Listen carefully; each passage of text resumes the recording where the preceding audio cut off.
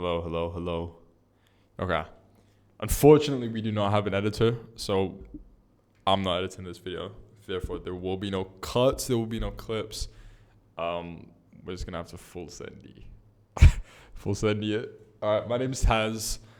I'm 17 years old. I live in Dubai right now, and I make quite a bit of money. Now, I do not revolve my life around me making money. I absolutely do not. But I know that somewhere, somehow out there is definitely going to be someone looking at this video, very much so likely in a position that I may have been not too long ago at all. And I feel like it's that duty is upon me to almost bridge the gap and let you know that, yeah, things do fall into place. And no, this is not some sort of spiritual mindset, blah, blah, blah, blah.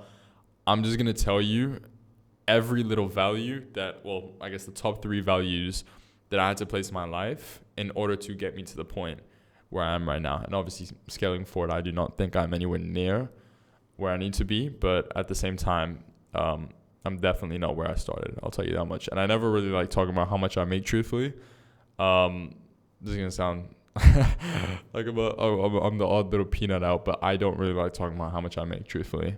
Perhaps that's just how I was raised, but once again, for the instance of having to keep up with the social proof of this world and a lot of gurus out there, to give you an idea, I'll probably end this year off making just over $500,000 with the company revenue generated. Obviously, profit's a little different, but I run an agency.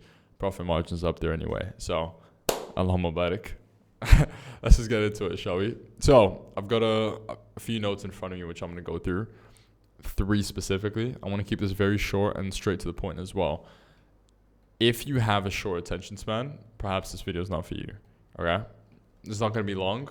And think of it like this. If this video, which is going to be a few minutes long, can provide you more value than whatever you were to do if you were going to click off of this, why don't you just keep watching it? Because that's the person you want to be anyway, right? So align yourself. The first thing that helped me get to the point that I'm at right now, and I want to keep the most important one last, but the first one's definitely going to be following the same goal every single day, even if it feels repetitive or if I felt like I wasn't even getting any results, right? This is something so common. I kid you not. I went 3, 4, 5, 6 months every single day doing the same thing. I remember moving into this home because we moved from an apartment. I thought I was going to move to another country, to the UK, and then obviously we stayed in Dubai. And I remember moving to this house. I set up a little workstation, which was not a workstation. It was in my living room where I sat down my chair and then a few boxes in front of me where I placed my laptop on. And every single day I was sending out 100 to 300 Instagram DMs to car detailers, right? Because that's what I do in my business and agency. Obviously, we don't work with that niche anymore. Neither do we do that type of outreach. But I was sending out 300 messages every single day from my phone. It was getting so repetitive. There was no crazy system in place. I was spending a few hours every single day just scouting out the right accounts to do, send out DMs to, and then obviously trying to book in as many meetings as I physically could. It got so repetitive. Forgive me, that was my left. I'm sorry. But it got so repetitive to a point where I was getting no results and I didn't know if it was going to get me anywhere. And I realized that that's something it's something that's extremely necessary. You are going to get to a point where you feel like you're doing something every single day and it's not getting you to the point where you want to be. I need to tell you right now, regression to the mean. It is always going to be like that. Once I realized that I had to keep on doing this every single day, I kept doing that same thing. It didn't get me any results for a month. And then guess what? A month and 3 days in, perhaps, it's just a random date, but perhaps a month and 3 days in was when I actually saw a result because it was regression to the mean. It compounds up. Every little piece of action that you put in compounds up. You will not get a good deal. You will not make your first business move. You will not get your first return off the first few actions that you make. It is all about compounding actions, right? That's the first one, okay? The second one was understanding. By the way, let me just clear up that first point, right? Following the same goal every single day, even if I felt like it was repetitive or I wasn't getting any results. Me making those same actions every single day led me to a very small point, okay? I saved up roughly around $1,500 off doing that same thing that I mentioned to you. Texting car detailers off Instagram every single day, trying to book in a Zoom meeting. I literally had this phase where I thought I was winning because I was signing on free trial clients. I signed on probably like 5 to 7 clients, and I thought I was on top of the world. I remember recording this. I would get on the call, and then at the end, they'll be like, yeah, so how much does it cost, Taz? How much does it cost, right? These details that were, very small businesses. I want to be like, yeah, so believe it or not, it's actually free. And these guys are like, what, it's free? Really? I'm like, yeah, it's free, And then we would get these guys on, and I used to think that I was on top of the world, truthfully. But I wasn't on top of the world. Nonetheless, it was definitely a good time. And, well, that's exactly what got me to the point where I was able to save up not a substantial amount, but a decent amount, $1,500, which I then invested into a mentorship. That mentorship helped me very much so get me to the point where I needed to get to through their systems, through their mentoring, through just being around a group of people that were doing really well, right? Number 2, understanding that I would have to act like the person I wanted to be before I became him. Changing every single one of my habits. I never did anything bad. Don't get me wrong. I never did any drugs. Never really smoked. Nothing along those lines. But still, I understood that I had to act like the person I wanted to be before I became him. What I mean by that is that I used to have this tendency where perhaps I used to try to do things that would make me almost fit in with other people, if that makes sense. Obviously, me being 17, very young, and I got into business when I was 15 years old. It's childhood, right? There's no one to blame for that. But I would perhaps do certain things that would make me want to fit in with other people. And maybe that's just a normal thing for teenagers, But I realized that it was fine to kind of just be on my own wave. It was fine to act a little different, right? Even in the short term, if it might cause a few laughs, blah, blah, blah. This isn't some sort of villain story, you know what I mean? So it's completely fine to be on your own wave. And trying to fit in actually doesn't really lead you to the best outcome ever, truthfully. You need to be your own person, all right? And being your own person leads you to getting your own results. And that result is very much so different from what the people around you will be getting as a result, right? You're fighting for your future, fighting for the people around your future, except unless it's your family, your friends, blah, blah, right? I'm just talking about far friends, whatever it may be, okay? That is the second one right there. It is the idea of also aligning your frequency. I know a lot of you guys don't like these words, perhaps, right? But it's true. It's aligning your frequency with the frequency of the person that you want to be.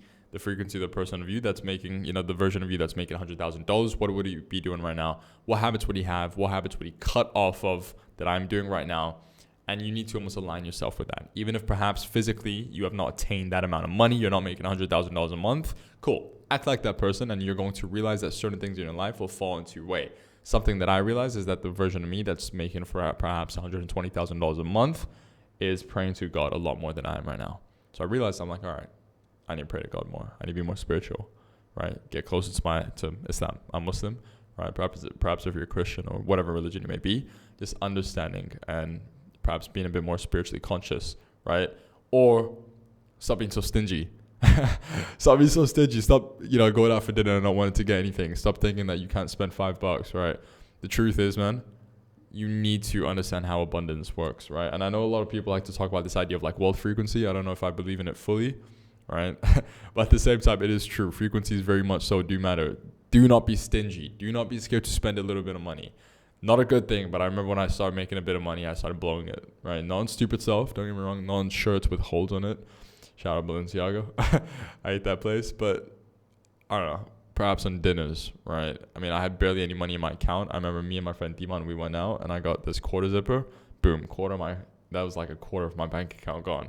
Went upstairs to Doors in Dubai Mall, which was like a really nice restaurant. Or decently nice restaurant. And I remember getting this coconut pasta. Boom, another quarter of my bank account gone. Now I'm left with half of my bank account. Taxi on the way back home. Boom. We're left with like 2/3 of my bank account now. Shit. What am I gonna do now, right? That was and then I was left with a little bit of money. And then thank God I was able to collect a bit of money from a sales call, from like a little deposit payment. Anyway, that's the second one right there.